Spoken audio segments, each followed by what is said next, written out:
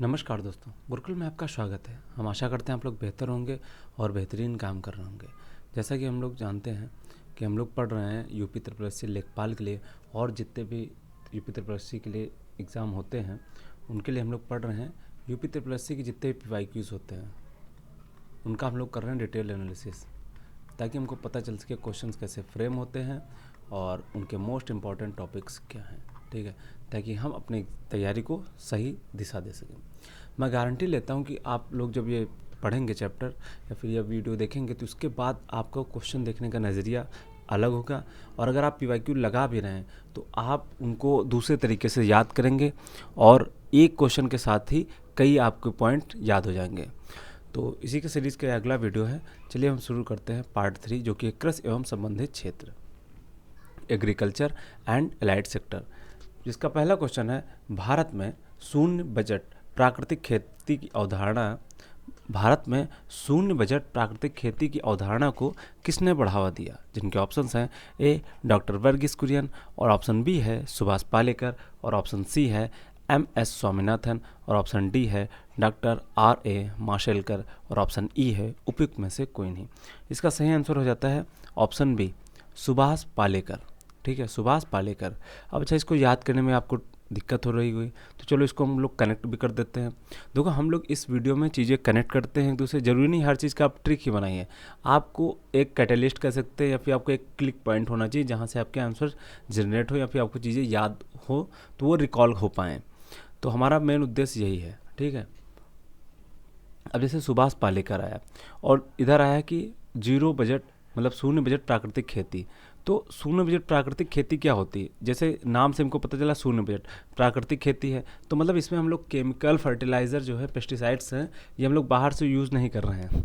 तो प्राकृतिक मतलब क्या होगा, हम लोग खेती के साथ ही क्या करते हैं, पशुपालन भी करते हैं। ठीक है, पशुपालन करते हैं, और पशुपालन का जो वेस्ट होता है, जैसे गोबर हो गया और जानवरों का मूत्र हो गया, इसको हम लोग क्या करते हैं, as a fertiliser and pesticides use करते हैं हम लोग खेती के अंदर।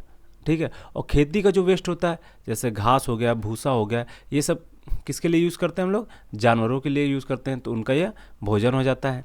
तो ऐसे ही ये क्या हो रहा है, हम लोग जानवर पाल रहे हैं और उससे फिर खेती हो रही है। तो ऐसे ये आया सुभाष पालेकर, तो पाल कर हम लोग क्या कर रहे हैं, खेती कर रहे हैं। तो इसको ही क्या कहते हैं, जीरो बजट नेचुरल फार्मिंग। ठीक है, तो इसको आप लोग ऐसे कनेक्ट कर सकते हैं। अच्छा, ये ऑप्शन ए है, डॉक्टर वर्गीस कुरियन, हम लोग इनके बारे में भी पढ़ चुके हैं। तो आप लोग कमेंट करके बताइए कौन है। और MS स्वामीनाथन, चलिए हम ही बता देते हैं। डॉक्टर वर्गीस कुरियन कौन थे? ये भारत में श्वेत क्रांति, जिसको हम लोग किसके नाम से भी जानते हैं, दुग्ध क्रांति के नाम से भी जानते हैं, श्वेत क्रांति, दुग्ध क्रांति या ऑपरेशन फ्लड। तो ये श्वेत क्रांति या दुग्ध क्रांति के अन्य नाम हैं।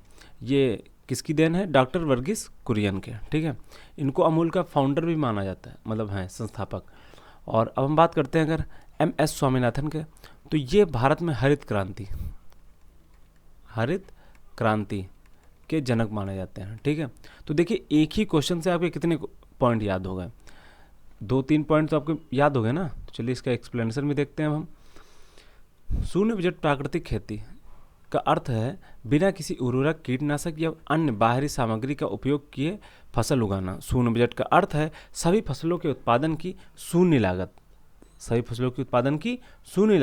भारत में शून्य बजट प्राकृतिक खेती की अवधारणा को श्री पद्मश्री पुरस्कार से सम्मानित सुभाष पालेकर ने 1990 के दशक में उर्वरकों, कीटनाशकों और गहन सिंचाई द्वारा संचालित हरित क्रांति के विकल्प के रूप में बढ़ावा दिया था।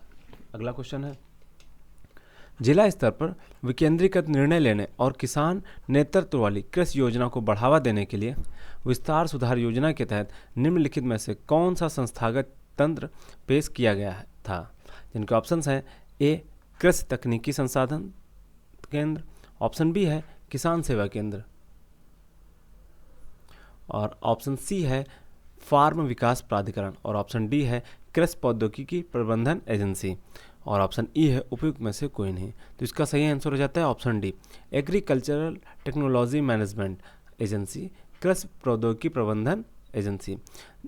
जिला स्तर पर विकेंद्रीकृत निर्णय लेने और किसान नेतृत्व वाली कृषि योजना को बढ़ावा देने के लिए विस्तार विस्तार सुधार योजना के तहत कृषि प्रौद्योगिकी प्रबंधन एजेंसी को एक संस्थागत तंत्र के रूप में पेश किया गया था, जिसका उद्देश्य किसानों को प्रौद्योगिकी और जानकारी पहुंचाना और उनकी भागीदारी सुनिश्चित करना था।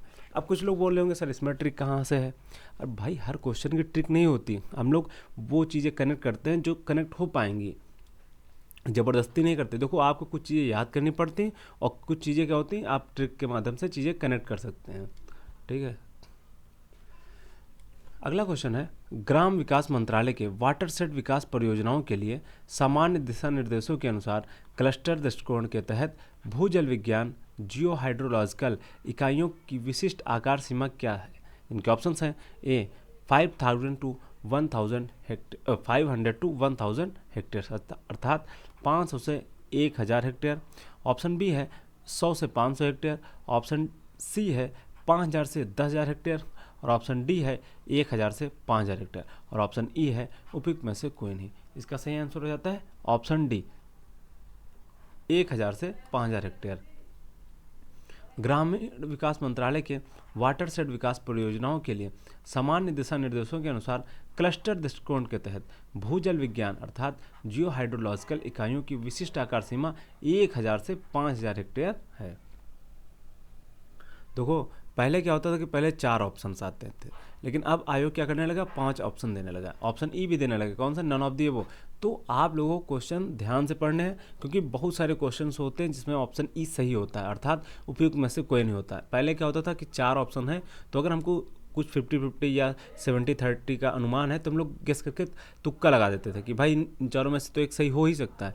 लेकिन अब क्या हो रहा है कि हो सकता है इन चारों में से कोई भी सही ना हो ना, तो बहुत ही ध्यान से आंसर करने हैं हमको। अगला वीडियो देखते हैं, मतलब अगला क्वेश्चन देखते हैं। राष्ट्रीय डेयरी विकास बोर्ड द्वारा विकसित संतुलित राशन फार्मूलेशन सॉफ्टवेयर का नाम क्या है?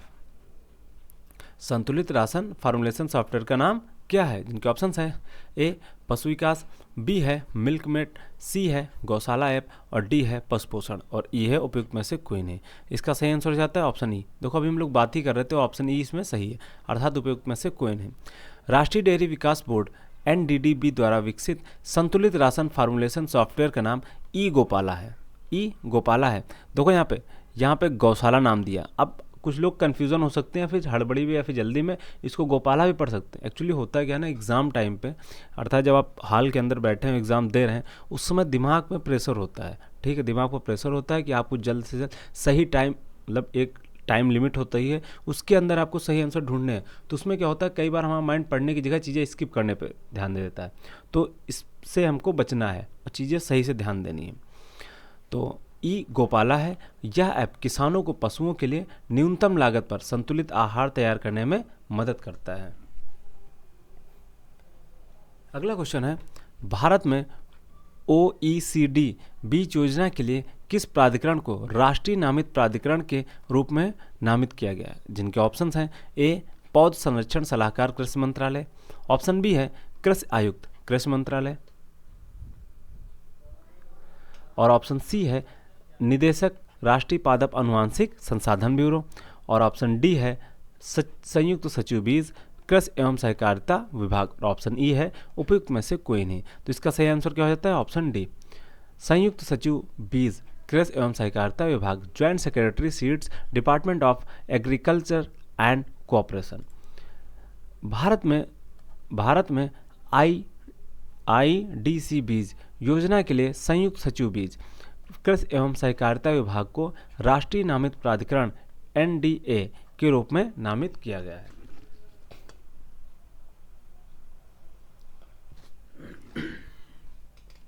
अगला क्वेश्चन है, निम्नलिखित में से कौन सी योजना प्राकृतिक आपदाओं, कीटों और बीमारियों से होने वाले नुकसान के खिलाफ किसानों को किफ़ायती फसल बीमा प्रदान करने पर केंद्रित है? जिनके ऑप्शंस हैं ए प्रधानमंत्री फसल बीमा योजना, ऑप्शन बी है मृदा स्वास्थ्य कार्ड योजना, ऑप्शन सी है राष्ट्रीय कृषि विकास योजना और ऑप्शन डी है परंपरागत कृषि विकास योजना और ई है उपयुक्त में से कोई नहीं। तो इसका सही आंसर क्या हो जाएगा? ये तो बच्चों को पता होना चाहिए भाई, इतने पुरानी ये योजना, मतलब बहुत पुरानी है लेकिन काफ़ी ज़्यादा इसको हाईलाइट किया गया था और अब काम कर रही है पता नहीं भाई। इसका सही आंसर हो जाता है ऑप्शन ए प्रधानमंत्री फसल बीमा योजना। प्रधानमंत्री फसल बीमा योजना PMFBY प्राकृतिक आपदाओं, कीटों और बीमारियों से होने वाले नुकसान के खिलाफ किसानों को किफ़ायती फसल बीमा प्रदान करने पर केंद्रित है। इसे 2016 में लागू किया गया था। अगला क्वेश्चन है, प्रधानमंत्री कृषि सिंचाई योजना PMKSY के अंतर्गत जल संभर वाटरशेड विकास घटक को लागू करने के लिए कौन सा केंद्रीय मंत्रालय उत्तरदायी है? जिनके ऑप्शंस हैं, ए जल शक्ति मंत्रालय, ऑप्शन बी है पर्यावरण, वन और जलवायु परिवर्तन मंत्रालय, ऑप्शन सी है कृषि एवं किसान कल्याण मंत्रालय और ऑप्शन डी है पंचायती राज मंत्रालय और ऑप्शन ई है उपयुक्त में से कोई नहीं। इसका सही आंसर क्या हो जाएगा? ऑप्शन डी पंचायती राज मंत्रालय। देखो यहाँ पे क्या लिखा है, वाटरशेड सिंचाई योजना, तो इसके लिए आप लोग इससे जल शक्ति मंत्रालय से कंफ्यूज मत होना, ठीक है। ये किसके अंतर्गत आता है? पंचायती राज मंत्रालय के, ठीक है। जुलाई 2015 में लागू प्रधानमंत्री कृषि सिंचाई योजना PMKSY में मुख्यतः 3 घटक, त्वरित सिंचाई और लाभ कार्यक्रम, हर खेत पानी तथा जल संभरण वाटरशेड विकास। इसमें जल संभरण विकास घटक का कार्यान्वयन ग्रामीण विकास मंत्रालय के अंतर्गत भूमि संसाधन विभाग द्वारा किया जाता है और अन्य 2 घटक का प्रबंधन जल शक्ति मंत्रालय के अंतर्गत संसाधन, नदी विकास एवं गंगा संरक्षण विभाग द्वारा होता है। अच्छा, ये जो जल संभर वाटरशेड विकास है, ऐसा आप लोग कमेंट करके बताइए कि कौन सा स्टेट है जहाँ पे उसने अपने मतलब जितने भी घर हैं वहाँ पे लोगों के, उसके लिए उस राज्य ने मैंडेटरी मतलब क्या कहते हैं, ज़रूरी ही है कि आपको वाटरशेड जल संभरण बनाना पड़ेगा कि आपको जो छत का पानी है वो वेस्ट ना हो, आप लोग उसका रीयूज़ करें, ठीक है, रिसाइकल करें, मतलब पानी का, या फिर ऐसे ही रीयूज़ करें। तो आप लोग कमेंट करके बताइए। अगला क्वेश्चन है, महात्मा गांधी राष्ट्रीय ग्रामीण रोजगार गारंटी अधिनियम अर्थात मनरेगा के तहत एक वित्तीय वर्ष में ग्रामीण परिवारों को कितने दिनों की मजदूरी रोजगार की गारंटी दी जाती है? जिनके ऑप्शंस हैं, ए 75 दिन, बी 50 दिन, सी 150 दिन और डी है 100 दिन और ई है उपयुक्त में से कोई नहीं। इसका सही आंसर हो जाता है ऑप्शन डी 100 डेज अर्थात 100 दिन। अब क्या हो गया, अब जो ये मनरेगा था, महात्मा गांधी राष्ट्रीय ग्रामीण रोजगार गारंटी अधिनियम, अब इसका नाम क्या कर दिया गया है? विकसित भारत रोजगार आजीविका गारंटी मिशन ग्रामीण या VBG रामजी इसको नाम दिया गया है। यह विधेयक कब? दिसंबर 2025 में संसद के शीतकालीन सत्र में पेश किया गया था और 16 दिसंबर को लोकसभा तथा 17-18 दिसंबर को राज्यसभा से यह पारित हो जाता है। और उसके बाद क्या होता है, जहां ये 100 दिनों का रोजगार की गारंटी थी, अब उसको बढ़ा के कितना कर दिया गया? 125 दिन, ठीक है। तो इसमें क्या क्वेश्चन बन सकते हैं कि भाई अब दिनों की संख्या क्या की गई? बढ़ा दी गई, कितने? 25। इसका कितना होगा? 1/4 होगा, ये भी याद रखना, इसका 1/4 बढ़ाया गया, ठीक है, 25%। और इसका नया नाम क्या किया गया? विकसित भारत रोजगार और आजीविका गारंटी मिशन ग्रामीण, या इसको क्या अन्य नाम कहते हैं? VBG रामजी, ठीक। अब अगला क्वेश्चन देखते हैं हम लोग। मूंगफली आधारित पनीर के उत्पादन के लिए ICAR चिप CIPHET विकसित प्रौद्योगिकी के बारे में निम्नलिखित में से कौन सा कथन सही है? जिनके ऑप्शंस हैं, इसे पनीर उपभोक्ताओं के लिए पौष्टिक स्वाद बढ़ाने के लिए विकसित किया गया है। जिनके अगला ऑप्शन है, इसे मूंगफली पनीर के प्रसंस्करण से पहले तेल निकालने की आवश्यकता समाप्त हो जाती है।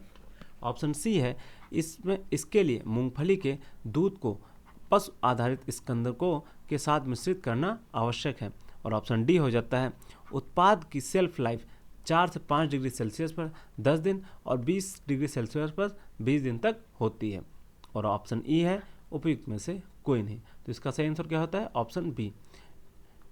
It eliminates the needs of oil extraction before processing groundnut paneer.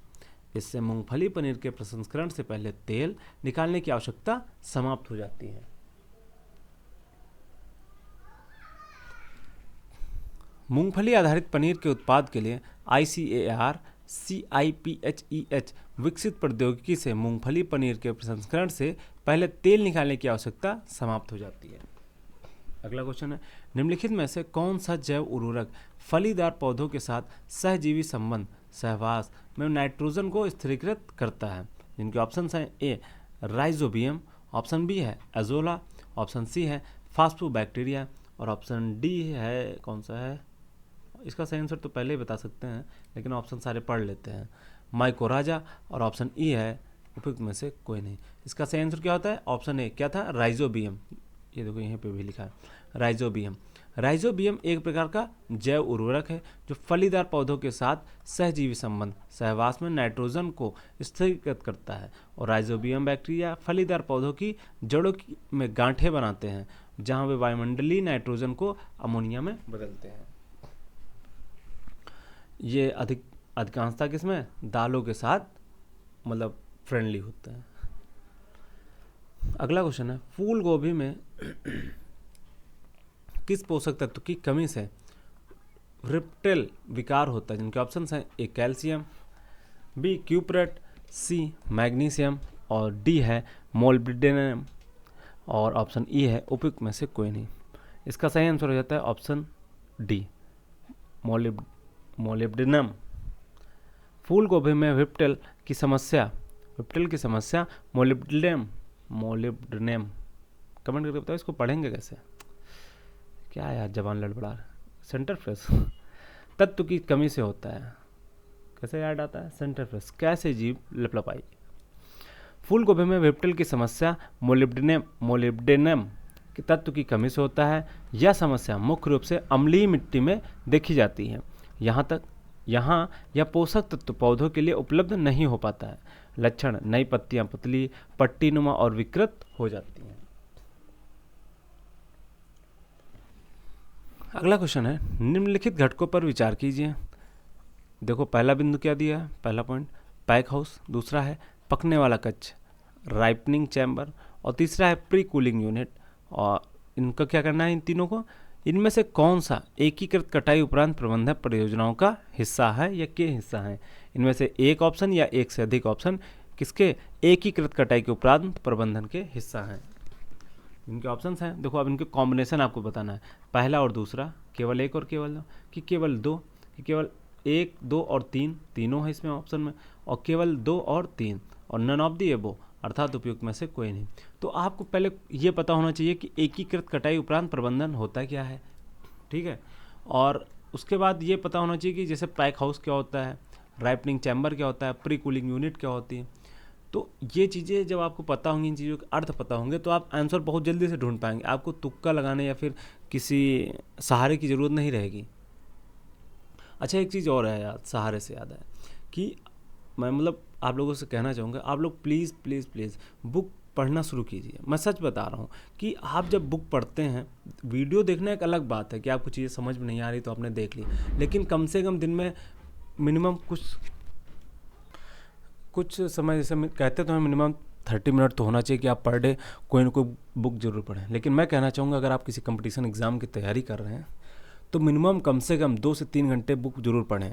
उससे क्या होता है, जब आप बुक पढ़ते हैं तो आपके जो न्यूरॉन्स होते हैं वो पथ मजबूत करते हैं, आपको चीज़ें रिकॉल अच्छी होती हैं, आपकी मेमोरी इम्प्रूव होती है और आपका दिमाग काम करना शुरू हो जाता है। ऐसे जब आप पढ़ते रहते हैं तो आपके क्या एक्टिव लर्निंग नहीं हो रही है। हाँ, उसमें भी एक्टिव लर्निंग इतनी अधिक नहीं होती, लेकिन वीडियो देखने की अपेक्षा बुक पढ़ने में आपकी एक्टिव लर्निंग ज़्यादा होती है। क्यों? क्योंकि आप उसमें पढ़ रहे हैं और खुद से समझने की कोशिश कर रहे हैं। और जैसे मैंने पढ़ा राइपनिंग चैम्बर, तो जब हमने ये पढ़ा तो मेरे दिमाग में क्या है, पहले तो एक चैम्बर आएगा, ठीक है, फिर क्या आएगा राइपनिंग अर्थात पकड़ने वाला कच। तो मैं क्या करूँगा, एक कमरा इमेजिन करूँगा कि जहाँ पे फसलें कटने के बाद रखी जा रही हैं वहाँ पे फसलें पक रही हैं। तो ऐसे क्या हो रहा कि दिमाग काम कर रहा। और कहते हैं भाई कि दिमाग ऐसी चीज़ है जितनी धार लगाओ उतनी तेज, ठीक है। तो इट्स योर चॉइस। तो हम लोग बात कर रहे थे जैसे पैक हाउस क्या होता है, जैसे कटाई, एकीकृत कटाई उपरांत प्रबंधन। भाई फसल कटी, उसके बाद क्या कर सकते हैं हम लोग, पैक करके रख सकते हैं। और राइपनिंग चैम्बर में कई बार होता है कि फसलें कच्ची कटीती हैं और उसके बाद जैसे केला है कच्चा काटा जाता है, फिर उसको पकने के लिए एक चैम्बर में रखा जाता है। तो ये हो गया। और फिर क्या होता है, प्री कूलिंग यूनिट होती है, जैसे कुछ फसलें क्या होती हैं उनको कूलिंग एरिया में रखा जाता है कि जिससे ख़राब ना हो जल्दी। तो ये सारे पॉइंट किससे हैं, ये एकीकृत कटाई उपरांत प्रबंधन परियोजनाओं का हिस्सा है। तो इसके लिए क्या होगा, ऑप्शन सी सही हो जाएगा। फर्स्ट, सेकंड एंड थर्ड तीनों पॉइंट जो हैं ये सही हैं।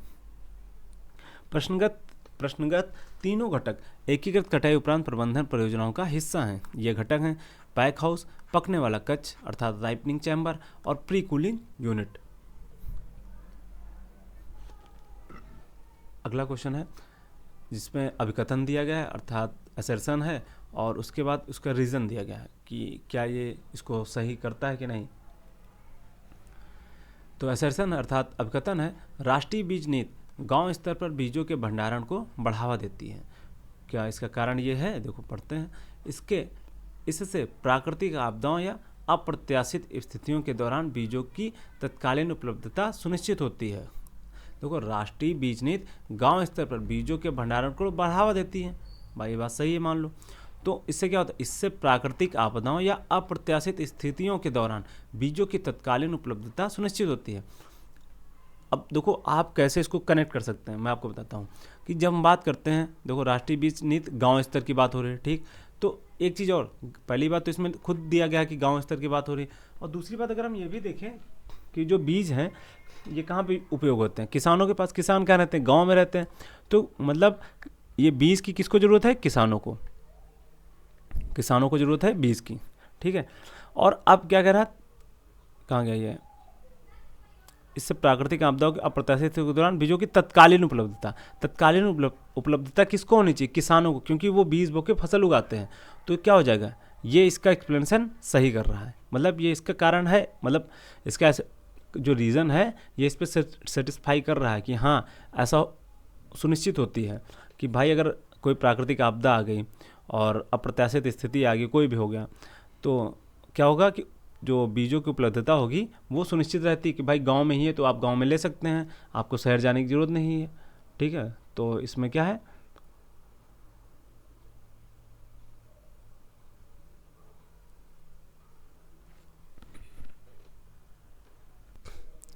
एक्चुअली ये जो अपकथन ए और कारण आर दोनों सही हैं, परंतु कारण आर अपकथन ए की सही व्याख्या नहीं करता है। ये मैंने सारे ऑप्शंस देखे, उसके बाद मैं नेट पर चेक करने लगा था कि ये इसका ऑप्शन इसमें डी दिया गया, जो कि मुझे गलत लग रहा था। फिर मैंने एआई से चेक किया तब वो भी ऑप्शन भी ही बोल रहा है कि अपकथन ए और कारण आर दोनों सही हैं, और कारण आर जो है अपकथन ए की सही व्याख्या करता है। तो जबकि यहाँ पर भी देखो, यहाँ पर अब ये इसमें एक्सप्लेनेशन में दिया गया, राष्ट्रीय बीज नीति गांव स्तर पर बीजों के भंडारण को बढ़ावा देती है, सही है। अतः कथन ये सही है। कारण है, इससे प्राकृतिक आपदाएं अप्रत्याशित स्थितियों के दौरान बीजों की तत्कालीन उपलब्धता सुनिश्चित होती है, ये भी कथन सही है। तो इसकी सही व्याख्या कर रहा है, बट पता नहीं क्यों बुक में ये गलत दिया गया है। मेरे हिसाब से तो वो कथन उसकी सही व्याख्या कर रहा था। अगला क्वेश्चन है, निम्नलिखित में से कौन सा उपकरण विशेष रूप से आकार के आधार पर फलों के वर्गीकरण अर्थात ग्रेडिंग के लिए डिज़ाइन किया गया है और आमतौर पर ग्रीन्स योजना के तहत सरकार द्वारा समर्थित पैक हाउस में लगाया जाता है। इनके ऑप्शंस हैं, ए आनत अर्थात झुका हुआ बेल्ट ग्रेडर, बी है नमी विश्लेषण, सी है समतलित्र लेवलर, और ऑप्शन डी है ओसाई एवं विनोवर अर्थात ओसाई या विनोवर, और ऑप्शन ई है उपयुक्त में से कोई नहीं। इसका सही आंसर क्या हो जाएगा, ऑप्शन ए इंक्लाइंडेड बेल्ट ग्रेडर, आनत अर्थात झुका हुआ बेल्ट ग्रेडर। आनत अर्थात झुका हुआ बेल्ट ग्रेडर उपकरण विशेष रूप से आकार के आधार पर फलों के वर्गीकरण अर्थात ग्रेडिंग के लिए डिज़ाइन किया गया है और आमतौर पर ग्रीन्स योजना के तहत सरकार द्वारा समर्थित पैक हाउस में लगाया जाता है। हम लोग देखते हैं अगला क्वेश्चन, किस प्रकार के मृदा अपर्दन की विशेषता आरक्षित मिट्टी पर छोटे बमों की तरह काम करने वाले वर्षा की बूंदों की बमबारी है, जिसके कारण मृदा कण अलग अलग हो जाते हैं, विघटन होता है और पपड़ी का निर्माण होता है, जिससे अंतःस्यंदन कम हो जाता है। जिनके ऑप्शंस हैं, ए परत अपर्दन, बी रिल अपर्दन, सी है गलीय अपर्दन और डी है स्प्लैश अपर्दन और ई है उपयुक्त में से कोई नहीं। इसका सही आंसर हो जाता है ऑप्शन डी स्प्लैश इरोजन अर्थात स्प्लैश अपर्दन, ठीक है।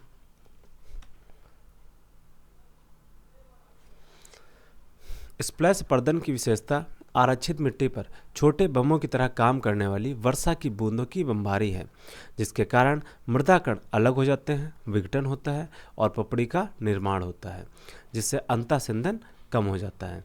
अगला क्वेश्चन है, नीचे दिए गए कीटों में से कितने दलहन अर्थात दालों पर आक्रमण करते हैं, जिनके ऑप्शन है, मतलब कीट के नाम दिए गए हैं और इधर ऑप्शंस दिए उनके कॉम्बिनेशन। पहला कीट का नाम दिया गया है हेलिकोवर्पा आर्मीजेरा और दूसरा है स्कॉर्पिफेगा एक्सरिप्टाइलिस और तीसरा दिया गया है एफिस क्रैसिवोरा और चौथा दिया है स्क्रिप्फोएगा इंसर्टुलस और जिनके कॉम्बिनेशन दिए गए हैं। क्या इसमें से 2 सही हैं या 1 सही है या 4 सही है या 3 सही है या उपयुक्त में से कोई नहीं सही? इसका सही आंसर क्या है? ऑप्शन ए। तो जो ऑप्शन 2 हैं, मतलब मात्र 2 कीट दिए गए हैं जो कि दलहन पर आक्रमण करते हैं, वो कौन कौन से हैं? हेलिकोवर्पा आर्मीजेरा और एफिस क्रैसिवोरा कीट, ये दोनों कौन से हैं जो कि दालों पर लगते हैं। और जब हम बात करते हैं स्किर्पफेगा एक्सरलैप्सिक, तो ये गन्ने पे लगने वाला कीट है, और अगर ये इंसर्टुलस की हम बात करते हैं तो यह धान पर लगने वाली बात है। क्या हो रहा है? सेंटरफ्रेस कैसी जीव लबड़बड़। अगला क्वेश्चन देखते हैं, निम्नलिखित में से कौन सा गेहूं की फसल को प्रभावित करता है जिससे पर्ण अर्थात कीट लीफ रस्ट रो सकता है? जिनके ऑप्शंस हैं ए फाइटोप्थोरा इन्फेस्टांस और ऑप्शन बी है स्लेक्रोपोरा ग्रैमनिकोरा, ऑप्शन सी है अल्टरनिया, ऑप्शन डी है जैंथोमोनास और ऑप्शन ई है उपयुक्त में से कोई नहीं। इसका सही आंसर क्या हो जाएगा? Option E, none of the above, अर्थात उपयुक्त में से कोई नहीं। गेहूं में पर्णकीट अर्थात लीफ रस्ट रोग पुशनिया ग्रामिनीस नामक फंगस के कारण होता है, ना कि प्रश्नगत विकल्पों से। अगला क्वेश्चन क्या है? कृषि पहल के संदर्भ में संक्षिप्त एरे का क्या अर्थ है? इनके ऑप्शंस हैं ए कृषि में युवाओं को आकर्षित करना और उन्हें बनाए रखना, ऑप्शन बी है कृषि ग्रामीण युवा कार्रवाई अर्थात कार्य, ऑप्शन सी है कृषि ग्रामीण युवा अचीवर, ऑप्शन डी है युवाओं की सहायता के लिए कृषि सुधार और ऑप्शन ई है नन ऑफ द अबव, अर्थात उपयुक्त में से कोई नहीं। इसका सही आंसर हो जाता है option A, attracting and retaining youth in agriculture, कृषि में युवाओं को आकर्षित करना और उन्हें बनाए रखना। अच्छा, इसके साथ ही एक और होना चाहिए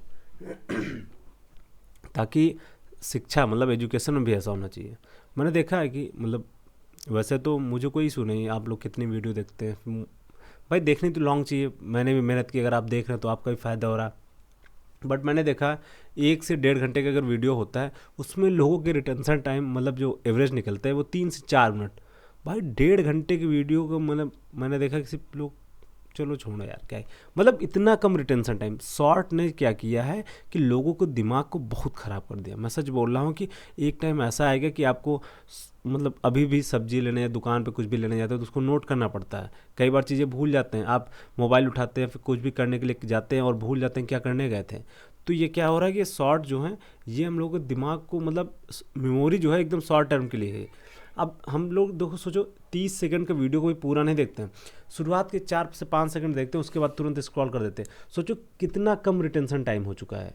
ठीक है, तो इस पर आप लोगों को ध्यान देना चाहिए। चलो, इसका सही आंसर क्या था? ऑप्शन ए था, कृषि में युवाओं को आकर्षित करना और उन्हें बनाए रखना।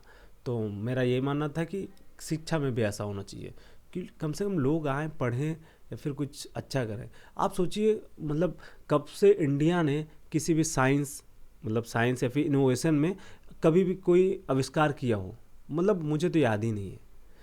तो हमने जो पुराने ही पढ़े हैं, डॉक्टर सुभाष चंद्र बसु हैं और रामानुजन है, मैथमेटिशियन है, ऐसे ही जितने भी क्रांतिकारी या फिर वैज्ञानिक लोग हुए भी एक मतलब 90s के दशक में हुए थे। अब 20s में तो कोई दिख ही नहीं रहा, वो भी 90s के अर्ध दशक से पहले की बात है ये सब। ठीक है, तो इस पर ध्यान देना चाहिए लोगों को। लेकिन क्या ये रील है, खिसकाते रहो। तो कृषि पहल के संदर्भ में संक्षिप्त शब्द आर्या का अर्थ है attracting and retaining youth in agriculture, अर्थात कृषि में युवाओं को आकर्षित करना और उन्हें बनाए रखना।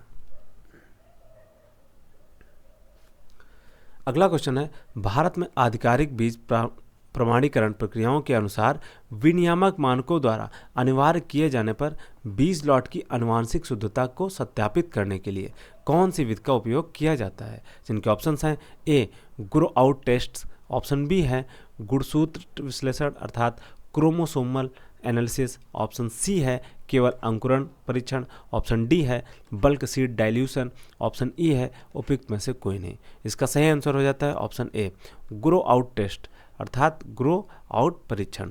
भारत में आधिकारिक बीज प्रमाणीकरण की प्रक्रियाओं के अनुसार विनियामक मानकों द्वारा अनिवार्य किए जाने पर बीज लॉट की आनुवांशिक शुद्धता को सत्यापित करने के लिए ग्रो आउट परीक्षण विधि का उपयोग किया जाता है।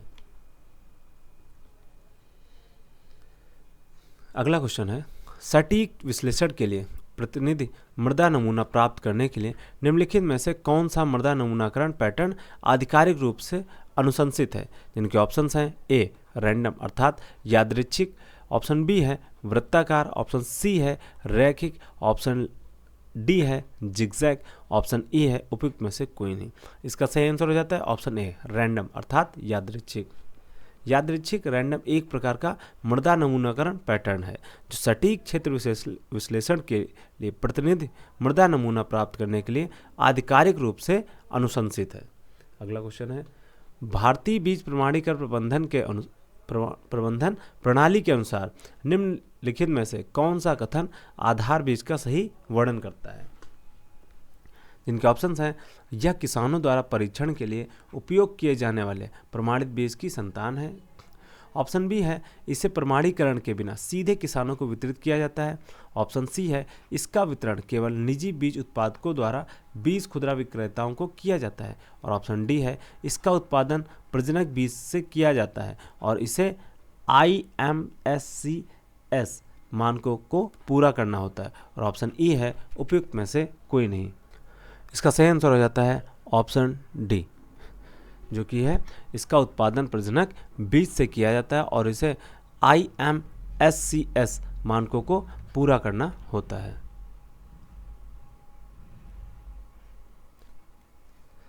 भारतीय बीज प्रमाणीकरण प्रबंधन प्रणाली के अनुसार बीज का सही वर्णन करता है।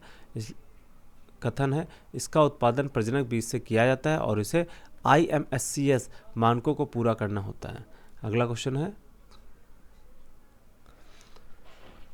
निम्नलिखित में से कौन सा रिले क्रॉपिंग को सही ढंग से परिभाषित करता है, जिनके ऑप्शंस हैं एक फसल की पूरी कटाई के बाद दूसरी फसल उगाना, ऑप्शन बी है एक ही खेत में दो फसलें उगाना तथा हर दूसरे वर्ष भूमि को पड़ती अर्थात खाली छोड़ना, और ऑप्शन सी है एक साथ कई फसलें बोना और उगाना और उनकी एक साथ कटाई करना, और ऑप्शन डी है पहली खड़ी फसल की कटाई से पहले दूसरी फसल उसमें बोना, और ऑप्शन ई है उपयुक्त में से कोई नहीं। इसका सही आंसर क्या हो जाता है ऑप्शन डी, पहली खड़ी फसल की कटाई से पहले दूसरी फसल उसमें बोना।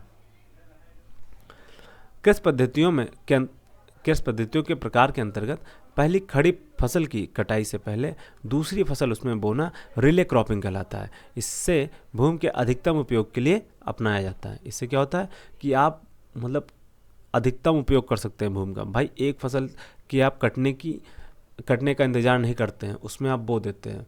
हमारे यहाँ क्या होता था कि सरसों कटने से पहले लोग क्या करते थे, उसमें मेंथा की जड़ लाइन से डाल देते थे, बो देते थे।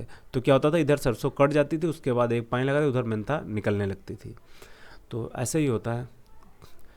हाँ, एक शायद किसी ने कमेंट किया था कि भाई मैं गांव से तैयारी कर रहा हूँ, तो मैं लोगों से कहना चाहूँगा भाई हम भी गांव में रहते हैं। तो अभी आप लोग हम वीडियो रिकॉर्ड कर रहे हैं तो आप लोग सुनते भी होंगे कि बाहर की नॉइज़ कितनी आती है। और अभी इस समय क्या हो रहा है कि फसलें भी कट रही हैं, और आज तो मुझे भी कई काम थे, सुबह गैस लेने जाना था। तो इससे इन सब से क्या हो रहा है कि रिकॉर्डिंग नहीं हो पा रही है। और मैं ये नहीं कहना चाहता हूँ कि मैं एक्सक्यूज़ दे रहा हूँ, मैं एक्चुअली ये कहना चाहता हूँ कि आपकी मेहनत इतनी होनी चाहिए कि आपके एक्सक्यूज़ जो हैं वो छोटे पड़ जाएँ, ठीक है ना। तो ज़रूरी नहीं है कि आप गांव में रह के तैयारी नहीं कर सकते हैं। भाई आपसे जितना हो रहा उतना कीजिए। कुछ लोगों ने कमेंट किया तो फिर मैंने क्या किया कि मैंने टेलीग्राम पे पीडीएफ भी डाल दी कि अगर आप लोग बुक नहीं खरीद पा रहे हैं तो आप टेलीग्राम से पढ़ सकते हैं। बट मैं यही कहना चाहूँगा कि आप इसकी हार्ड कॉपी खरीदें, बुक खरीदें। अगर बुक आप नहीं ढूंढ पा रहे हैं तो इसकी लिंक डिस्क्रिप्शन में दी गई है, क्योंकि बुक से पढ़ना एक अलग चीज़ होती है। और आप पीडीएफ से, मैं कहता हूँ कि 700 पेज या 400 पेज की बुक है, आप उसको लगातार आप पीडीएफ से बहुत कम ही लोग पढ़ पाते हैं। हाँ, मैंने कई बुक्स पढ़ी हैं पीडीएफ पे, मतलब पीडीएफ से।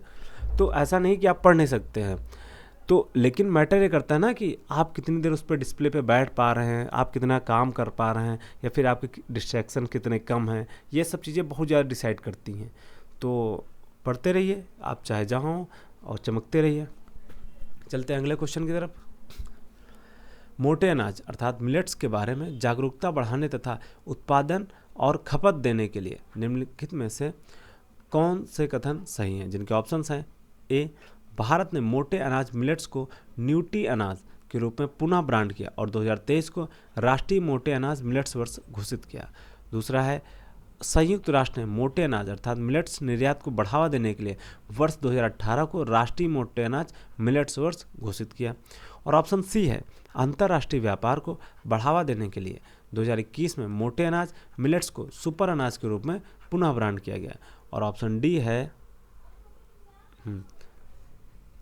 भारत ने 2018 में मोटे अनाज मिलेट्स को न्यूट्री अनाज के रूप में पुनः ब्रांड किया गया। और इसके पश्चात संयुक्त राष्ट्र द्वारा वर्ष 2023 को अंतर्राष्ट्रीय मोटे अनाज मिलेट्स वर्ष घोषित किया गया। और ऑप्शन ई क्या है, उपयुक्त में से कोई नहीं। इसका सही आंसर क्या हो जाएगा, ऑप्शन डी। भारत ने 2018 में मोटे अनाज मिलेट्स को न्यूट्री अनाज के रूप में पुनः ब्रांड किया तथा इसके पश्चात संयुक्त राष्ट्र द्वारा 2023 को अंतर्राष्ट्रीय मोटे अनाज मिलेट्स वर्ष घोषित किया गया। ठीक है,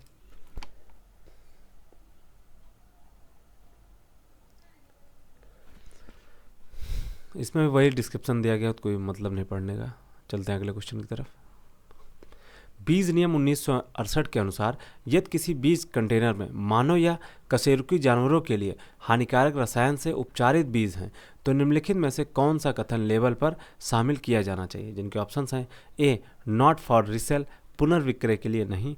ऑप्शन बी है, केवल कृषि उपयोग के लिए। ऑप्शन सी है, ठंडे और सूखे स्थान में रखें। ऑप्शन डी है, भोजन, चारे या तेल के प्रयोजनों के लिए उपयोग न करें। और ऑप्शन ई है, उपयुक्त में से कोई नहीं। इसका सही आंसर क्या हो जाएगा, option D, do not use for food, feed और ऑयल पर्पस। भोजन, चारे या तेल के लिए प्रयोजनों के लिए उपयोग न करें, तेल के प्रयोजनों के लिए उपयोग न करें। बीज नियम 1968 के अनुसार यदि किसी बीज कंटेनर में मानव या कशेरुकी जानवरों के लिए हानिकारक रसायन से उपचारित बीज होने पर निम्नलिखित लेबल लिखा जाना आवश्यक होता है। भोजन, चारे या तेल के प्रयोजनों के लिए इसका प्रयोग न करें।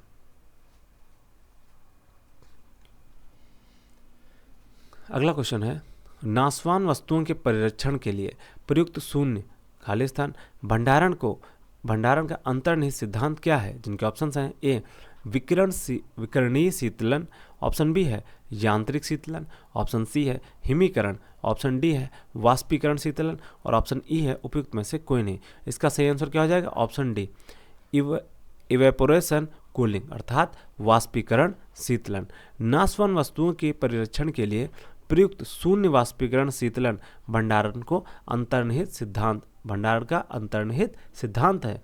यह एक कम लागत वाली ऊर्जा कुशल विधि है जिसमें पानी के वाष्पीकरण से उत्पन्न शीतलन प्रभाव का उपयोग किया जाता है। अगला क्वेश्चन है, मैच द फॉलोइंग्स का। इधर लिस्ट 1 दी गई है, इधर लिस्ट दूसरी दी गई है, आपको मैच करना है। इधर लिस्ट 1 में दिया गया चावल, गन्ना, मूंगफली, जूट। और इधर आपको बताना रेशेदार फसल, तिलहन फसल, अनाज फसल और नकदी फसल। तो ऐसे क्वेश्चन क्या होते हैं, इजी होते हैं, आपको बताते हैं कैसे। जैसे मान लो हमको इसमें सारे नहीं पता है, तो हमको इसमें क्या पता है, तिलहन कौन सी है, देखो चावल नहीं है, गन्ना भी नहीं है, जूट नहीं है, बचा क्या, मूंगफली क्या होगी, तिलहन। तो अब सी को हम किससे मैच करना है, 2 से।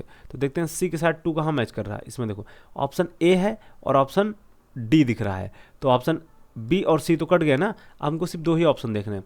हम बात करते हैं जूट की। जूट क्या अनाज फसल है, नकदी फसल है या फिर क्या है, तिलहन फसल तो हो गया। अब बचा कौन सा, रेशेदार फसल। रेशेदार फसल बचा ना। देखो जूट क्या है, जूट रेशेदार फसल है, तिलहन फसल है, अनाज फसल है, नकदी फसल। चलो अगर हम मान लेते हैं हमको ये भी नहीं पता, ठीक, इसको भी हम छोड़ देते हैं। अब हमको क्या पता है, चावल। चावल तो भाई सभी लोग खाते हैं ना, तो चावल क्या है, चावल एक अनाज फसल है, अनाज फसल है। तो अब हम क्या देख रहे हैं, ए किसके साथ मैच हो रहा, 3 के साथ। अब ए के साथ 3 कहाँ है, ये देखो। अच्छा इसमें थोड़ा सा कन्फ्यूजन होगा, सी के साथ 2 इसमें भी है और सी 2 इसमें भी है और 2 इसमें भी है, और ए के साथ 3 किसमें है, इसमें है। तो कौन कौन से एलिमिनेट हो चुके हैं, देखो। पहले तो ये कट चुका है, एलिमिनेट हो चुका भाई। इसमें सी के साथ 2 नहीं है। और जब हम बात करते हैं अब ए के साथ 3 की, ए के साथ कौन मैच हो रहा, 3 की, ए के साथ ये देखो 3 अनाज फसल। तो अब ए के साथ 3 किसमें नहीं, इसमें नहीं है। अब कौन सा बचा, अब देखो इसमें बी बचा और डी बचा, 2 हमारे ऑप्शन एलिमिनेट हो चुके हैं। अब बचा गन्ना। गन्ना, गन्ना क्या है, फाइबर क्रॉप, तिलहन फसल या फिर अनाज फसल या फिर नकदी फसल। अब तिलहन तो किसके साथ मैच हो चुका, मूंगफली के साथ, C2 हो चुका। अब गन्ने के लिए क्या बचा, रेशेदार या फिर नकदी फसल।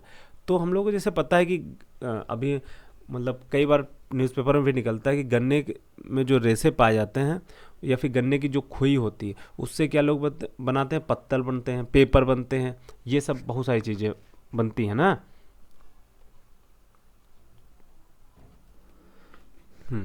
बी के साथ ये देखो, अब ये सब बनता है उससे मतलब इसको हम किस में काउंट करते हैं, कैश क्रॉप में। और गन्ने के जो खोई होती है उससे बायोडीजल भी बनता है, मतलब वो इथेनॉल युक्त कहते हैं ना, वो सॉरी इथेनॉल युक्त। तो जैसे अभी गाड़ियों में क्या E20 कर दिया गया कि मतलब इथेनॉल 20% आप पेट्रोल के साथ ऐड कर सकते हैं। तो जो गन्ना होती है ये किसके साथ मैच होगा, B4 नकदी फसल। तो अब B4 किस में है देखते हैं हम, देखो बी के साथ 4 किस में, ऑप्शन बी में ये। तो इसका सही आंसर क्या हो जाएगा, ऑप्शन बी, करेक्ट आंसर ये ऑप्शन बी। तो ऐसे ही जरूरी नहीं कि हमको सारी चीज़ें पता हो, आप धीरे धीरे एलिमिनेट कर सकते हैं। हाँ इसमें क्या हुआ, आपको 3 ऑप्शन पता होने चाहिए थे तब हुआ, लेकिन कभी कभी क्या होता है 1 से भी हो जाता है, कभी कभी 2 से होता है, और कभी कभी मतलब 3 से तो हो ही जाएगा जब तक ऑप्शन ई नहीं दिया गया रहता है। देखो चावल क्या है, ये अनाज फसल है, और गन्ना क्या है, नकदी फसल है, मूंगफली क्या है, तिलहन है, और जूट क्या है, रेशेदार फसल है। ठीक है, तो अभी हम लोग बात ही कर रहे थे। देखो अब हम गाँव में रहते हैं हम लोग, तो मतलब आप लोग ये मत किए कि हम गांव में रहते हैं फिर क्या है, इससे आप अपने आप को खुद ही मतलब कम आंक रहे हैं। अभी आप लोग आवाज़ सुन रहे होंगे, कुत्ते भौंक रहे हैं या फिर क्या है ये, आप लोग को कभी गाड़ियों की आवाज़ आती होगी कि रास्ते में निकलते हैं, घर के बगल में ही रास्ते होते हैं। तो ज़रूरी नहीं है यार कि आपका इन्वायरमेंट क्या है, आप मैटर करता है आपका माइंडसेट क्या है। हाँ इन्वायरमेंट मैटर करता है, लेकिन आपके माइंडसेट सबसे ज़्यादा मैटर करता है। अगर आपका माइंडसेट स्ट्रांग है तो आप किसी भी इन्वायरमेंट में रहते हो वहाँ से आप निकल सकते हैं। हाँ ये बात है कि आपको मेहनत ज़रूर करनी पड़ेगी, क्योंकि जब पैर कीचड़ में फंसा होता है तो हमें उससे ज़्यादा ताकत के साथ निकालना पड़ता है। तो ये बात ध्यान रखना और मोटिवेट रहें। चलते हैं हम लोग अगले क्वेश्चन की तरफ। के बाद दोबारा से शुरू करते हैं। अगला क्वेश्चन है, क्योंकि गांधी पग निम्नलिखित में से किस फसल सॉरी गंदी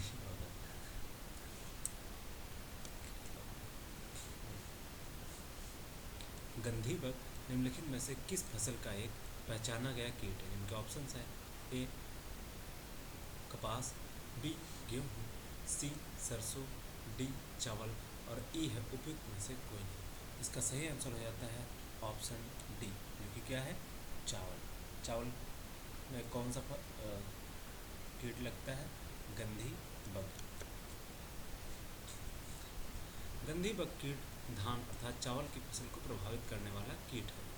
यह फसल की बाली निकलते समय दानों का दूध चूसकर उन्हें खोखला और हल्का बना देता है। इसके नियंत्रण के लिए नीम तेल, फेरोमोन ट्रैप और रासायनिक दवाओं का प्रयोग किया जाता है।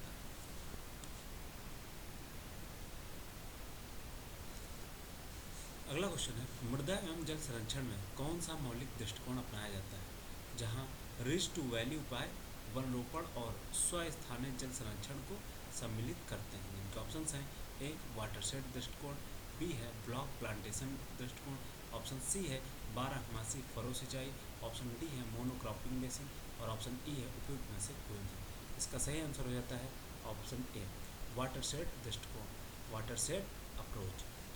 वाटरशेड दृष्टिकोण मृदा एवं जल संरक्षण में अपनाया जाता है, जहां रिस्ट टू वैली उपाय वनरोपण एवं स्वस्थानीय जल संरक्षण को सम्मिलित करते हैं। अगला क्वेश्चन है, निम्नलिखित में से कौन सा काले चने का सही वानस्पतिक नाम दर्शाता है? उनके ऑप्शंस हैं ए विग्ना मुंगो, ऑप्शन बी है फेसियोलस वल्गोरिस, ऑप्शन सी है सिसर एरियोटोनियम, ऑप्शन डी है विग्ना रेडिएटा और ऑप्शन ई है उपयुक्त में से कोई नहीं। इसका सही आंसर हो जाता है ऑप्शन ए, विग्ना मुंगो। विग्ना मुंगो किसका नाम है? वनस्पतिक नाम है काले चने का। ठीक है, काले चने का वनस्पतिक नाम क्या है? विग्ना मुंगो है। इसे ही आमतौर पर उड़द दाल के नाम से भी जानते हैं।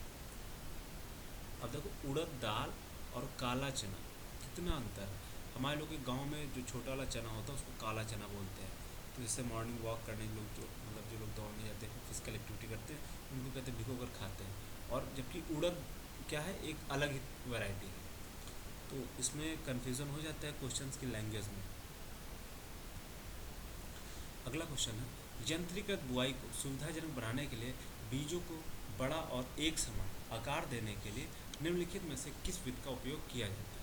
इनके ऑप्शंस हैं ए गीला उपचार, बी है सूखा उपचार और सी है घोल स्लरी विधि, ऑप्शन डी है बीस पेलेटिंग और ऑप्शन ई है उपयुक्त में से कोई नहीं। इसका सही आंसर हो जाता है option E, none of the above, अर्थात उपयुक्त में से कोई नहीं। यंत्रीकृत बुआई को सुविधाजनक बनाने के लिए बीजों को बड़ा और एक समान आकार देने के लिए बीज उपचार, सीड ट्रीटमेंट और सीड ड्रिल जैसी विधियों का प्रयोग किया जाता है।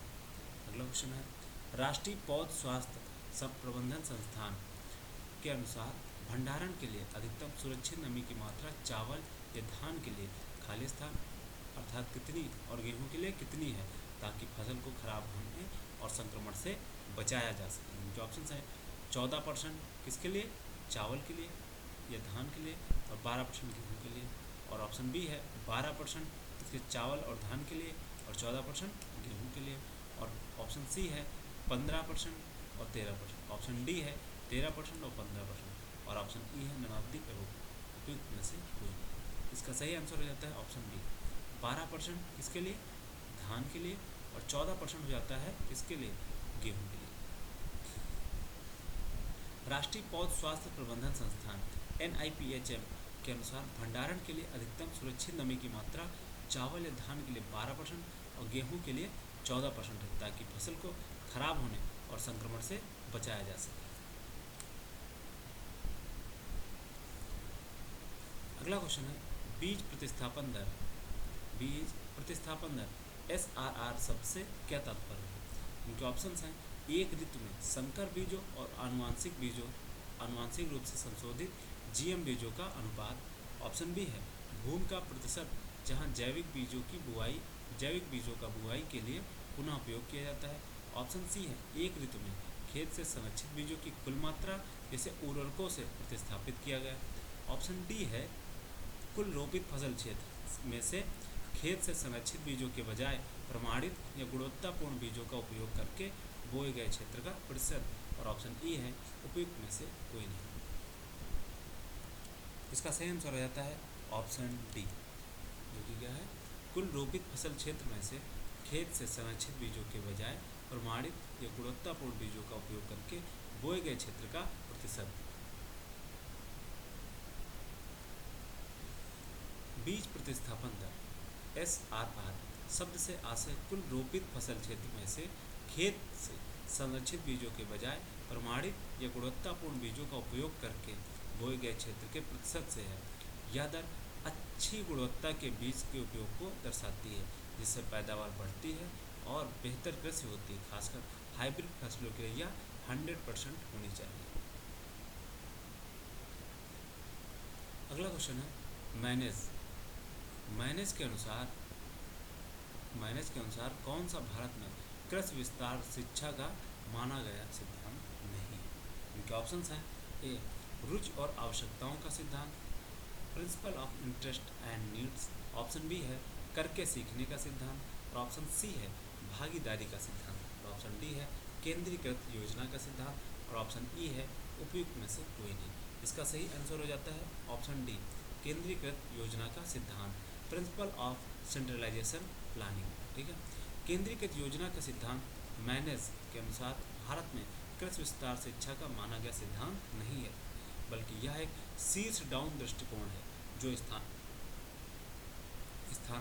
स्थानीय स्तर पर किसानों की विशिष्ट रुचियों और आवश्यकताओं को नज़रअंदाज करती है। अच्छा, एक मतलब ये सब चीज़ें ध्यान रखना क्या कि इसमें पूछा गया है कौन सा सिद्धांत नहीं है। ठीक है, ये चीज़ें याद रखना कि एग्ज़ाम में आए तो बोल देना सर ये तो मिस हो गया। भाई सावधानी हटी दुर्घटना घटी। अगला क्वेश्चन है निम्नलिखित में से कौन सी फसल लघु मोटे अनाज मिलेट के रूप में वर्गीकृत है। उनके ऑप्शन हैं ए बाजरा पर्ल मिलेट, ऑप्शन बी है ज्वार सोरगम, ऑप्शन सी है रानी फिंगर मिलेट, ऑप्शन डी है कोदो मिलेट, ऑप्शन ई है उपयुक्त में से कोई नहीं। इसका सही आंसर हो जाता है ऑप्शन डी कोदो मिलेट। ठीक है, जो कोदो मिलेट है ये क्या लघु अर्थात मोटे अनाज के रूप में वर्गीकृत है। कोदो मिलेट को लघु मोटे अनाज माइनर मिलेट के रूप में वर्गीकृत किया गया है, जबकि बाजरा ज्वार और रागी को आमतौर पर बड़े या प्रमुख मोटे अनाज के रूप में जाना जाता है। अगला क्वेश्चन है निम्नलिखित में से कौन सी फसल अपनी नाइट्रोजन स्थिरीकरण क्षमता के लिए जानी जाती है और फसल चक्र में उपयोग की जाती है। जिनके ऑप्शंस हैं ए चना, बी मक्का, सी सरसों और डी गन्ना। ई है उपयुक्त में से कोई नहीं। इसका सही आंसर हो जाता है ऑप्शन ए चना। ठीक है, तो कुछ चना क्या होता है नाइट्रोजन स्थिरीकरण क्षमता में मतलब इसकी अधिक होती है। इससे फसल क्या होता है, देखो हमको चना तो प्राप्त ही होते हैं, साथ ही नाइट्रोजनीकरण भी प्राप्त होता है। अर्थात नाइट्रोजनीकरण वह प्रक्रिया है जिसमें एक राइजोबियम क्या होता है, राइजोबियम जीवाणु होता है। ये देखो राइजोबियम जीवाणु होता है जो नाइट्रोजन जो इन्वायरमेंट में उपस्थित है उससे रिएक्ट करके मिट्टी के लिए नाइट्रोजन को उपयोगी बना देता है। देखो चना अपनी नाइट्रोजन स्थिरीकरण क्षमता के लिए जानी जाती है। यह फसल चक्र में उपयोग भी की जाती है। नाइट्रोजन स्थिरीकरण मुख्य रूप से दलहनी फसलें करती हैं जो राइजोबियम जीवाणुओं के साथ जड़ों में गांठें बनाकर वायुमंडलीय नाइट्रोजन को मिट्टी के लिए उपयोगी रूप में बदल देती हैं। चना के अतिरिक्त दलहनी फसलें मटर, अरहर, उड़द, मसूर आदि भी हैं। अगला क्वेश्चन है भारतीय खाद्य सुरक्षा एवं मानक प्राधिकरण के मानदंडों के अनुसार ready to serve fruit beverages का उत्पाद जब कठोर कंटेनर में पैक किया जाता है तो कंटेनर की जल क्षमता के खाली स्थान से कम नहीं होना चाहिए। जिनके ऑप्शन हैं ए 90%, बी 75%, सी 80% और ऑप्शन डी है 95% अर्थात 95% और ई है उपयुक्त में से कोई नहीं। इसका सही आंसर हो जाता है ऑप्शन ए 90%। भारतीय खाद्य सुरक्षा एवं मानक प्राधिकरण FSSAI के मानदंडों के अनुसार ready to serve fruit beverages का उत्पादन जब कठोर कंटेनर में पैक किया जाता है तो कंटेनर की जल क्षमता के 90% से कम नहीं होना चाहिए।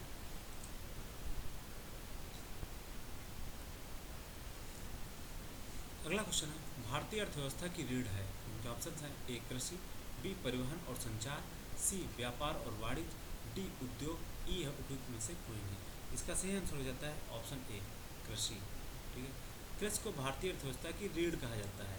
यह भारतीय अर्थव्यवस्था की अधिकांश आबादी जनगणना के अनुसार लगभग 54.6% के लिए आजीविका का प्राथमिक स्रोत है।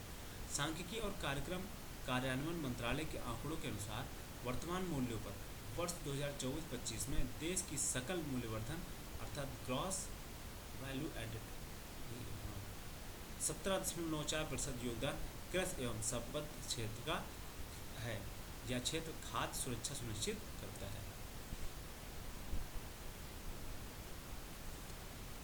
अगला क्वेश्चन है पांचवी योजना का अंतिम मसौदा तेल कीमतों में बढ़ोतरी और गेहूं के थोक व्यापार पर सरकारी नियंत्रण की विफलता के कारण बढ़ती मुद्रास्फीति से उत्पन्न आर्थिक संकट की पृष्ठभूमि में खाली स्थान द्वारा तैयार और लॉन्च किया गया था। इनके ऑप्शन हैं ए एस चक्रवर्ती, बी है डी पी धर, सी है P C Mahalanobis, option D है अशोक। इसका सही आंसर हो जाता है ऑप्शन बी, डीपी धर। अच्छा, हम लोगों ने अभी शायद लास्ट वीडियो में पढ़ा था पीसी महालनोबिस के बारे में, तो आप लोग कमेंट करके बताइए ये कौन सी पंचवर्षीय योजना से संबंधित है। अगला क्वेश्चन है, पांचवी पंचवर्षीय योजना 1974 से 1978 तक चली थी का अंतिम मसौदा तेल की कीमतों में बढ़ोतरी और गेहूं के थोक व्यापार पर सरकारी नियंत्रण की विफलता के कारण बढ़ती मुद्रास्फीति से उत्पन्न आर्थिक संकट की पृष्ठभूमि में डीपी धर द्वारा तैयार और लॉन्च किया गया था। अगला क्वेश्चन है, हरित क्रांति के दौरान सरकार द्वारा स्थापित अनुसंधान संस्थानों ने क्या भूमिका निभाई। उनके ऑप्शंस हैं, ए, उन्होंने ग्रीन हाउसों के लिए HYV बीज विकसित किए। ऑप्शन बी है, उन्होंने अधिशेष अनाज का विपणन किया। ऑप्शन सी है, उन्होंने कीटों के हमलों से बर्बादी का खतरा कम कर दिया। ऑप्शन डी है, उन्होंने किसानों को HYV फसलें उगाने का प्रशिक्षण दिया। इसका सही आंसर हो जाएगा ऑप्शन सी, उन्होंने कीटों के हमलों से बर्बादी का खतरा कम कर दिया। 1960 से 70 के दौरान भारत में खाद्यान्न उत्पादन में आत्मनिर्भरता लाने के लिए हरित क्रांति लागू की गई। इस दौरान स्थापित अनुसंधान संस्थानों ने कीटों के हमले से फसल की बर्बादी को रोकने के लिए कीटनाशकों का विकास किया। किसने? अनुसंधान संस्थानों अर्थात रिसर्च इंस्टीट्यूट ने। अब उन्होंने क्या काम किए, चलो देखते हैं।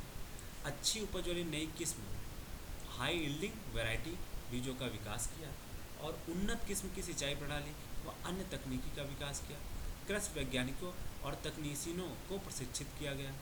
अगला क्वेश्चन है, अपने पहले चरण के दौरान ऑपरेशन फ्लड ने भारत के 18 प्रमुख दुग्ध शेडों को भारत के 4 प्रमुख महानगरीय शहरों में उपभोक्ताओं के साथ जोड़ा। निम्नलिखित में से कौन सा शहर इस ऑपरेशन का हिस्सा नहीं था।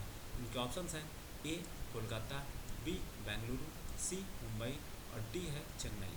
अच्छा, ये जो क्वेश्चंस है ये हम इसको टफ स्टडी मानेंगे कि भाई इतना कौन डीप पढ़ता है कि कौन सा शहर इसका हिस्सा नहीं था। इसका सही आंसर हो जाता है ऑप्शन बी बेंगलुरु। अपने पहले चरण के दौरान ऑपरेशन फ्लड ने भारत के 18 प्रमुख दुग्ध शेडों को भारत के 4 प्रमुख नगरीय शहरों यथा दिल्ली, मुंबई, कोलकाता और चेन्नई में उपभोक्ताओं के साथ जोड़ा।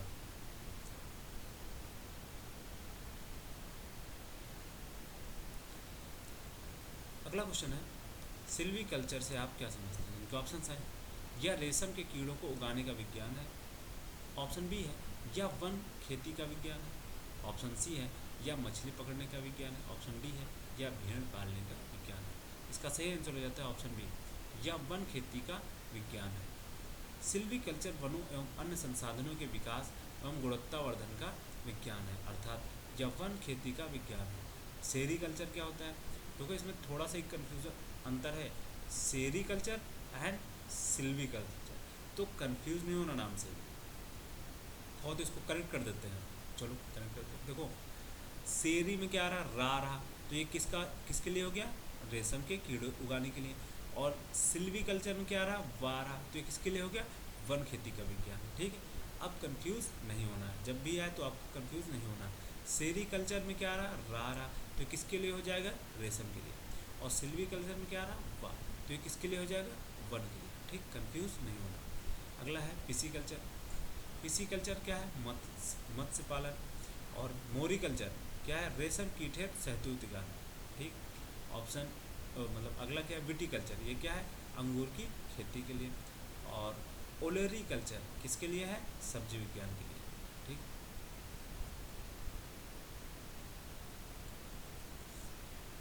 अगला क्वेश्चन है, कृषि विपणन की व्यवस्था में सुधार के लिए भारत सरकार द्वारा अपनाए गए 3 नीतिगत उपाय कौन से हैं। इनके ऑप्शन हैं, ए न्यूनतम समर्थन मूल्य MSP। ऑप्शन बी है बफर स्टॉक का रखरखाव। ऑप्शन सी है सार्वजनिक वितरण प्रणाली PDS। ऑप्शन डी है ये सभी। इसका सही आंसर हो जाएगा ऑप्शन डी, क्योंकि क्या है, ये सभी। जैसे न्यूनतम समर्थन मूल्य से क्या करती है सरकार, न्यूनतम समर्थन मूल्य से करती है सरकार ये कि मार्केट जो है इससे नीचे रेट पे नहीं खरीद सकता भाई, न्यूनतम समर्थन मूल्य। ठीक है, बफर स्टॉक क्या है, गवर्नमेंट देखती है अगर मार्केट में डिमांड ज़्यादा है और सप्लाई कम, तो वह अपने स्टॉक से क्या करती है, सप्लाई देती है मार्केट को। अगर देखती डिमांड कम हो और सामान ज़्यादा है तो वो अपने पास स्टॉक लगाते लेती है, या फिर अब तो प्राइवेट सेक्टर को भी दिया जा रहा है कि स्टॉक के लिए।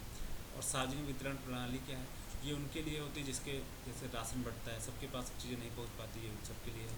तो ये सभी है 74। कृषि विपणन प्रणाली में सुधार के लिए भारत सरकार द्वारा निम्नलिखित 3 नीतिगत उपाय अपनाए गए जो हैं न्यूनतम समर्थन मूल्य अर्थात एमएसपी, बफर स्टॉक का रख रखाव, सार्वजनिक वितरण प्रणाली अर्थात पीडीएस। अगला क्वेश्चन है, निम्नलिखित में से किसे भारत में हरित क्रांति के जनक के रूप में जाना जाता है। और इस क्वेश्चन का डिस्कशन हम लोग कर चुके हैं थोड़ी देर पहले, लेकिन फिर आया तो पढ़ते हैं। दो क्वेश्चन रिपीट हो रहे हैं, उसमें ऑप्शंस में दिया गया था एमएस स्वामीनाथन का नाम, और इसमें क्या किया, इसमें इनके ऊपर क्वेश्चन ही बना दिया गया। तो यही मैं कहता हूँ क्वेश्चंस कैसे रिपीट होते हैं। अब आप सोचेंगे अगर 100 है, 100 में 100 क्वेश्चन रिपीट हो जाएंगे, नहीं होते हैं। आपको 30 से 40% क्वेश्चन रिपीट होते हुए दिखेंगे, कभी ऑप्शन से, कभी सिलेक्ट मतलब कॉन्सेप्ट से, कभी क्वेश्चंस के लैंग्वेज चेंज होने से। तो हरित क्रांति के जनक के बारे में पूछा जा रहा है, इसका सही आंसर क्या हो जाएगा, एमएस स्वामीनाथन। 1960 के दशक में उच्च कोट वाले बीजों अर्थात हाई यील्ड वैरायटी के द्वारा खाद्यान्न, गेहूं और चावल उत्पादन में आई अभूतपूर्व वृद्धि को हरित क्रांति की संज्ञा दी गई। नॉर्मन बोरलॉग को हरित क्रांति का जनक कहा जाता है। और मैंने वहाँ पे पूछा था कि वैश्विक स्तर पर किसको हरित क्रांति का जनक कहा जाता है, तो किसको कहा जाता है, नॉर्मन बोरलॉग को। नॉर्मन बोरलॉग, किसको, नॉर्मन बोरलॉग को, ठीक है। जबकि भारत में हरित क्रांति का श्रेय किसको जाता है, एमएस स्वामीनाथन को। तो ये कंफ्यूज नहीं होना है। ये देखो फिर अगला क्वेश्चन देखा, उसी क्वेश्चन से दो ऑप्शन दिए गए थे और दोनों ऑप्शन से ये क्वेश्चन बने। पिछला हरित क्रांति के बारे में पूछा है और अब की बार श्वेत क्रांति, ये भी हम लोगों ने वहाँ पर डिस्कस किया था। और ऑप्शन में डॉक्टर वर्गीस कुरियन का नाम दिया गया था। इसका सही आंसर क्या हो जाएगा, ऑप्शन बी। भारत में श्वेत क्रांति के जनक कौन है, डॉक्टर वर्गीस कुरियन। और ये मतलब मैंने वहाँ पर डिटेल बताया था कि क्वेश्चंस कैसे कनेक्ट होते हैं, फिर कैसे रिपीट हो सकते हैं। और मैंने ये भी कहा था कि इस ऑप्शन से क्वेश्चन आ सकते हैं। अब यहाँ पे जैसे क्या दिया है, यहाँ पे एमएस स्वामीनाथन दिया गया, बलवंत राय मेहता दिया गया। अब बलवंत राय मेहता यहाँ तो नहीं पूछे जाएंगे, लेकिन पंचायती राज में इनको पूछा जा सकता है। इनको पंचायती राज व्यवस्था में पूछा जा सकता है, पॉलिटी में पूछा जा सकता है। तो यही चीज़ें हैं कि हमको कनेक्ट करना रहता है कि कहाँ से क्वेश्चन बन सकते हैं नेक्स्ट टाइम। भारत में श्वेत क्रांति के जनक डॉक्टर वर्गीस कुरियन है। श्वेत क्रांति का संबंध दुग्ध उत्पादन से है। बलवंत राय मेहता का संबंध पंचायती राज व्यवस्था से है। और एमएस स्वामीनाथन भारत में हरित क्रांति का जनक माना जाता है। अगला क्वेश्चन है, भारत में आर्थिक सुधार 1991 के दौरान प्रधानमंत्री कौन थे। इनके ऑप्शंस हैं, ए पीवी नरसिम्हा राव, बी हैं अटल बिहारी वाजपेयी, ऑप्शन सी है डॉक्टर मनमोहन सिंह, और ऑप्शन डी है इनमें से कोई नहीं। इसका सही आंसर क्या हो जाएगा, option A PV Narasimha Rao. और ये भी क्वेश्चन हम लोगों ने कल की वीडियो में डिस्कस किया था। तो देखो एक टाइम के बाद क्वेश्चंस रिपीट होते हैं। अब आप सोचें हर क्वेश्चन आपको हर लाइन मतलब हर एक लाइन के बाद मिल जाए दूसरा क्वेश्चन, वही नहीं, लेकिन आपको क्वेश्चन रिपीट होते दिखते हैं। तो वहाँ मैंने ये भी बताया था कि 1991 को कैसे हम लोगों ने कनेक्ट किया था, किससे, आर्थिक जो एलपीजी रिफॉर्म हुए थे इंडिया में उससे हमने इसको कैसे कनेक्ट किया था।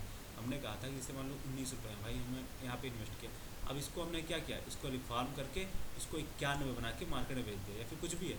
जैसे मान लो 19 रुपये का हमने रॉ मटेरियल खरीदा कोई भी, और अगर इसको हम कुछ बना के मार्केट में बेचते हैं उसका कितना रुपये ले रहे हैं, 91। तो ये कितना हो गया, मतलब बाहर मार्केट विदेशों में बेच रहे हैं ना 91। तो ये क्या हो रहा है, ये हम देख रहे हैं हम निर्यात कर रहे हैं वस्तुओं का। तो इससे क्या दिखाता है कि हमारी जो बाजार है वो वैश्विक स्तर पे है, जो कि कहाँ से खुली, 1991 के आर्थिक सुधारों से। भारत में आर्थिक सुधार 1991 ईस्वी के समय प्रधानमंत्री पीवी नरसिम्हा राव तथा वित्त मंत्री डॉक्टर मनमोहन सिंह थे। और इस आर्थिक सुधार को रवि मनमोहन नीति भी कहते हैं। क्यों, क्योंकि नरसिम्हा राव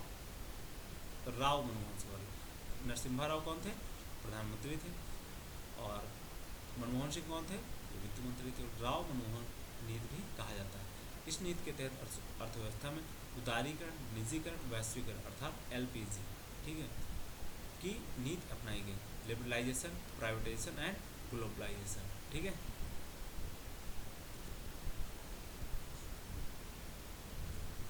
अगला क्वेश्चन है, निम्न मशरूम प्रकार शाखाओं में से कौन सा एक भारत के कुल उत्पादन में से प्रमुख योगदान करता है? इनके ऑप्शन हैं ए जायंट मशरूम, बी है इनमें से कोई नहीं, सी है पैडी स्ट्रा मशरूम, डी है वाइट बटन मशरूम। इसका सही आंसर हो जाता है option D white button mushroom. White button mushroom Bharat के कुल मशरूम उत्पादन में प्रमुख योगदान देता है। भारत अपनी विविध कृषि जलवायु परिस्थितियों और कृषि कचरे की प्रचुरता के साथ मुख्य रूप से घरेलू बाजार के लिए 4 दशकों से अधिक समय से मशरूम का उत्पादन कर रहा है। अगला क्वेश्चन है, इनमें से किस आयोग ने किसानों के लिए न्यूनतम समर्थन मूल्य अनुशंसित करने का अनिवार्य बनाया है? अर्थात किस आयोग ने किसानों के लिए एमएसपी को अनुशंसित करना अनिवार्य बनाया है? इनके ऑप्शन हैं ए किसान कल्याण आयोग, ऑप्शन बी है कृषि लागत एवं कीमत आयोग, ऑप्शन सी है कृषि वृद्धि आयोग और ऑप्शन डी है कृषि विकास एवं वृद्धि आयोग। अब देखो ये क्वेश्चन कितना इंपॉर्टेंट है, 2 बार पूछा जा चुका है, एक बार कंप्यूटर ऑपरेटर में और एक बार चकबंदी लेखपाल में। इसका सही आंसर क्या हो जाएगा? ऑप्शन बी कृषि लागत एवं कीमत आयोग। कृषि कीमत आयोग की स्थापना वर्ष 1965 में की गई थी। इसके प्रथम अध्यक्ष कौन थे? एम.एल. दांतेवाला। कौन थे? एम.एल. दांतेवाला। 1985 में इसका नाम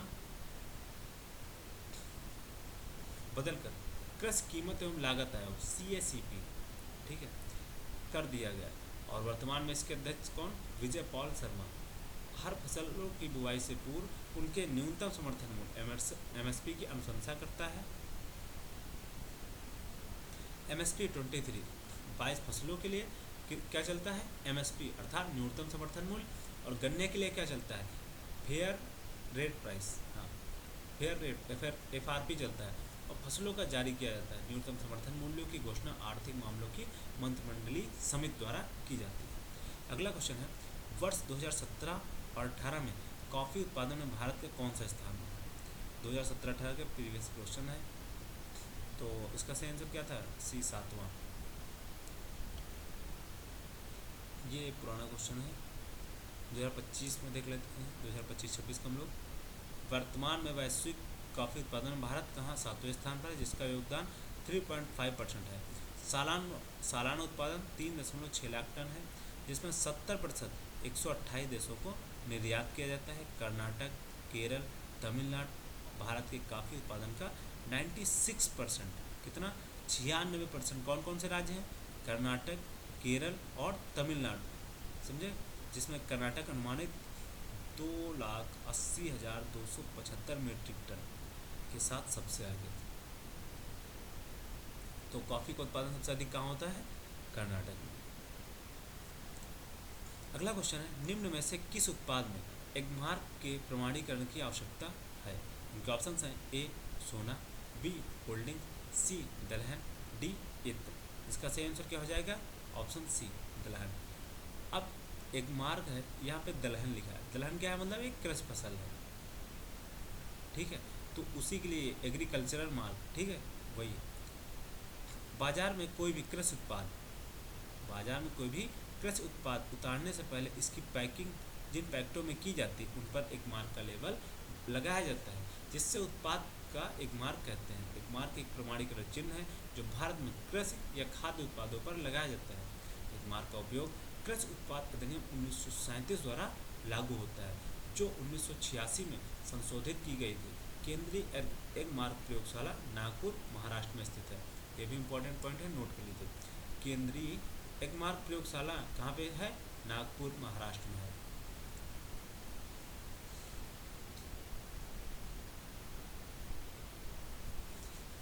अगला क्वेश्चन है, भारतीय हरित क्रांति के दौरान निम्नलिखित में से किन अनाजों का अत्यधिक उत्पादन किया गया था? इनके ऑप्शन हैं ए गेहूं और ज्वार, बी चावल और ज्वार, सी गेहूं और चावल और डी है ज्वार और कपास। अब ये क्वेश्चन भी हम लोग प्रीवियस में डिस्कस कर चुके हैं, अभी इसी वीडियो में हमने किया है।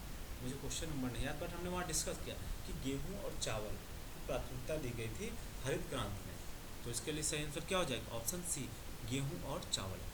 भारत में 1966 से 67 ईस्वी में नई कृषि में उन्नत किस्म के बीजों को अपनाने, रासायनिक खादों के प्रयोग तथा बहुफसली कार्यक्रम के फलस्वरूप खाद्यान्न उत्पादन में तीव्र वृद्धि को क्या कहा गया? हरित क्रांति की संज्ञा दी गई।